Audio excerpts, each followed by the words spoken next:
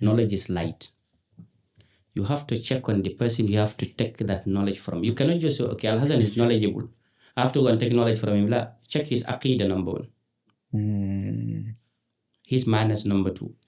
Because whatever he have, he's going to transfer it to you. So if his teachings are not in line, he's going to corrupt you. So this is why Imam Ibn Taymiyyah rahmatullahi alayhi said, فَقَلَّ مَنْ تَجِدُ فِي اعْتِقَادِهِ فَسَادًا إِلَّا وَهُوَ يُظْهِرُ ذَلِكَ فِي عَمَلِهِ. Person, you hardly see a person that what you believe in is what comes out. If you see a person is violent, this is what he believes. If you see a person is corrupted, this is what he believes. So the belief get very good. So this is why Ibn Jawzi rahmatullahi alayhi said in his book Talbis Iblis, the deceptions of Iblis. Talbis Iblis. Yes, he said that sadduhum anil ilm. He blocked them from having knowledge. And this is what he blocked us today. We have a lot of information, as he said, but he blocked us from understanding those informations. So as youth, you have religion. For example, you're either a Muslim or Christian. You have to read your scripture. What is your scripture telling you to do? Do that. It's not about, just as Imam Shafi'i said, al-ilmu ma yunfa. Knowledge is what benefits you. Not the number of hadith and mutun you memorize. It is the knowledge itself. So you can memorize the Quran, but you don't know what the Quran teaches. This is why the Messenger said, خيركم من تعلم القرآن وعلمه. يعني من حفظه وعمله. So because حفظ, if you check on حفظ في اللغة العربية, حفظ means someone that you guide to. You guide yourself towards it. This is what حفظ is. It's not about memorizing the wordings, you're not practicing them, that you are not a hafiz. So hafiz al-Quran is one who memorizes the Quran and you are protective towards the teachings found in what you memorize. You're practicing it. Then you become a hafiz. So this is why you're not a hafiz. Before, because even people that memorize the Quran before, they call them qurra, readers of the Quran, not huffaz al-Quran. So a person who memorizes something is you memorize it and you practice it. This is why Ibn Taymiyyah radiallahu anhu rahimahullah said, like a hafidhu man la ya'malu bima hafadha fahuwa jahil. If you memorize something you're not practicing, you're a jahil.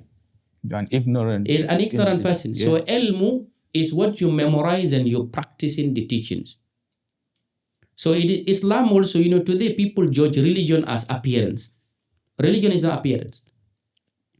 Those are teachings. For example, the Messenger said, leave your beard as a man. You have to leave it. Okay. Because ma atakum ar-rasulu fakhudha ma nahakum anhu fantahu. This is why Allah said, لَقَدْ كَانَ لَكُمْ فِي رَسُولِ اللَّهِ أُسْوَةٌ حَسَنَةٌ. Uswa. Meaning good attitudes to follow. Okay. So as youth of this generation, the problem we have is we are surrounded with social media. It's affecting us. Particularly what we see outside, we want to put it in us. For example, you're watching a film, you're seeing how couples are acting in the film, behind the scene. You want your own wife also to act like this. It's not going to work. It's affecting youth today. Okay, you have read a video of a scholar. Okay, for example, you have read the book of Imam Barbahari, Saku Sunnah. Okay, don't talk with a bid'ah person. Then you stop talking to any person that is bid'ah. So you see, scriptures, we need to understand them with our minds, not our hearts. Is always what I tell people. Even the way you talk to people, don't respond to people with your heart. Respond to them with your mind. Use the brain. Use the mind to understand things. This is why Allah protect the mind. Look at the mind is the most protective organ in the human being. Look at the skull. Surrounding the brain. And it's a very hard thing because it's protecting the brain, because everything is at the brain. So then Allah is telling you, don't do this because it corrupts the brain. Look at if you drink alcohol. Where does it affect? It affects the brain.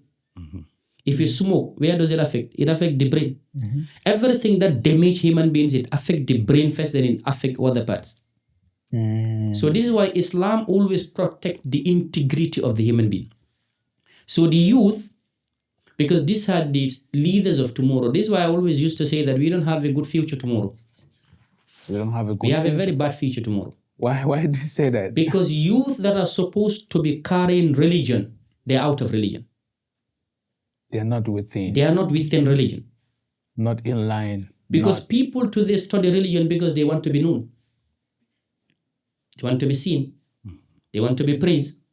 They want to have a lot of followers. This is why today people are even interested in how many people follows me.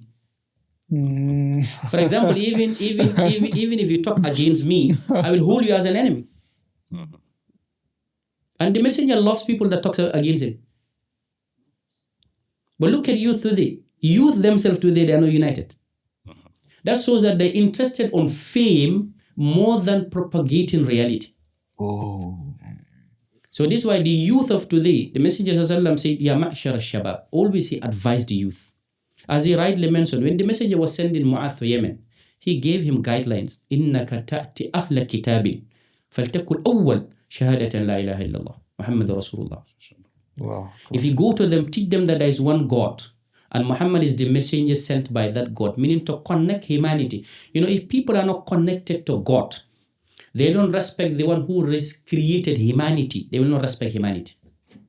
When people are disconnected with God, they will not be connected to humanity. This is where people become selfish. People become intolerant. People don't want to coexist with anyone. Look at even this youth today. For example, our parents put us into school. You graduate. You have job. What do you think first? To come out of your home. To evacuate your family. Go and build your own house. You stay with your wife and children, finished. Yearly once you come and visit your father. That's terrible. You see? This is why I was invited in one of the programs organized by one of the organizations in the Gambia. They said, why are we having intolerance in the Gambia? It's because of religion. They invited only religious people. So I said, do you people think that religion is the problem today? Religion is not the problem. It is the people. We are the problem. We are the problem. Because, for example, Definitely. in our families, if I have a brother, I have a wife, I have children, the first thing I'm going to tell to my children is be careful of my brother. Is it religion that teaches me that? No, never. So it's because we don't want to tolerate one another. We don't want to coexist. Allah Akbar. So now we are the problem. It's not the religion that is the problem. So look at now, I have a child. I'm distancing my child from my family. It means I'm cutting the lineage. And what Allah said in Surah An-Nisa, the first verse, what Allah talks about, connect relations, connect families. No. And now we're disconnected. So how can religion be affected? How can religion be the reason?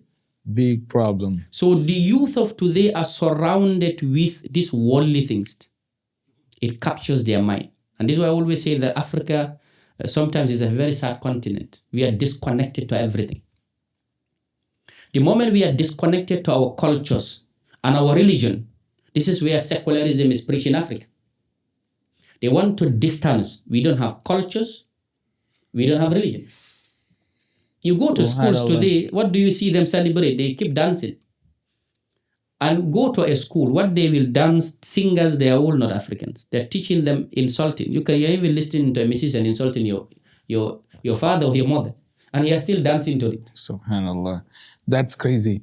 So, Abu Zubair, thank you for that. So, we are going to take this last question, and then it's going to be, let's say, your take on if religion were practiced in the way it is meant to be, ethically, spiritually, and sincerely, what kind of world do you think we will be living in? A world of peace and tolerance.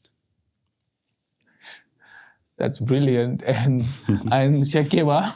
I think that's what I would say. And as the author of Risala, Ibn Abi Zayd al-Qayrawani said in his Risala, famous Risala. So this why also it's important that we go back to our traditional books. It's very, very important. So the author of Risala, Ibn Abi Zayd al-Qayrawani, rahimahullah, said there are 4 hadith that if we act on it, then all the problems of the world will be solved. Okay. Basically. So the Sheikh mentioned one hadith where the Prophet ﷺ said, he said the first hadith, husn Islam min husn Islam al-mar'i tarkuhu ma la ya'ni. Yeah. So when our Sheikh was explaining this hadith, I was fascinated because he said that if we apply just this hadith, then everything in the world, will come into its right place. Because whatever is not your business and you live it, then if you are not a doctor and there's a discussion around medicine, that's not your area of specialization. If people are talking about religion, you know that you are like me, you are a carpenter, or you are a farmer like me. That is not your area of specialization. Leave the people who are specialized in that area to talk about that. That is very, very important. And he made mention of another hadith where the Prophet ﷺ said, "Man kana yu'min billahi wal yawmil akhir, falyaqul khayran aw liyasmut." Yes. The one who believes in Allah and the last day, let him speak good or remain silent. So that is, imagine if everyone speaks good, or remain silent. Then we'll have a peaceful world. What kind of world are we going to have? MashaAllah. That is a very, very... And the Shaykh also made mention of the other hadith where the Prophet ﷺ said, you should love for yourself what you love for your brother. If we all love for ourselves what we love for our brothers, then, we'll not have any problem. The whole issue of having problems is, I don't want X to be ahead of me. I don't want Y to be ahead of me. So basically, I think these are some of the things if we implement in our lives, inshallah. And the last hadith that he said is the hadith of the Prophet ﷺ, where he advised the man not to be angry. And most of our issues is around anger. We get frustrated. We have, an anger issue, and we blow out of proportion small things that we could solve within ourselves, and we blow it out of proportion. Imagine if all of us take our time and we, try to get hold of ourselves when we are angry, we do not speak, we do not react. What kind of a world will we have? So I believe if we have this 4 hadith implemented in our lives, most of the problems, if not all, will be solved, and we'll have a peaceful. MashaAllah.